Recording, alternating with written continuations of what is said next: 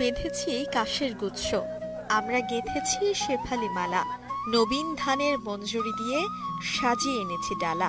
এসো গো শারদ লক্ষ্মী, তোমার শুভ্র মেঘের রথে, এসো নির্মল নীলপথে।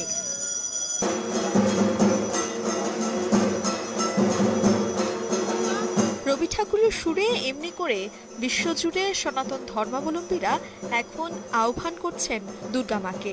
তার আগমনের অপেক্ষায় দিন গুনছেন ভক্তরা।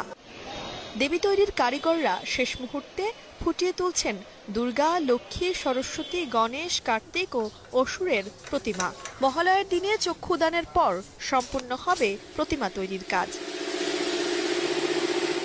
দেবী দুর্গার ঘটকে আগমন যতই অশনি সংকেত দিক না কেন, প্রতি বছরের মতো মা দুর্গা পৃথিবীকে জরামুক্ত করবে এই প্রার্থনায় থাকবেন ভক্তরা।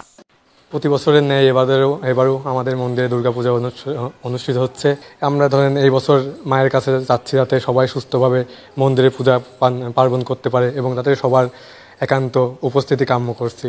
তারপরে যাতে মা সবার সার্বিক মঙ্গল কামনা করে, এদিকে খেয়াল রেখে মার কাছে এটাই আমাদের চাওয়া পাওয়া, এবং দেশবাসীরা যেন সুস্থ থাকে এটাই আমাদের চাওয়া পাওয়া।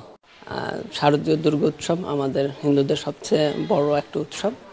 মায়ের কাছে আমাদের আশা প্রত্যাশা হচ্ছে যে মানে ধর্মগোত্র সব নির্বিশেষে সব পেশা শ্রেণীর মানুষ যেন সুস্থ থাকে, ভালো থাকে। মা যেন তাদেরকে আশীর্বাদ করেন, তারা যেন সুন্দরভাবে জীবনযাপন করতে পারে।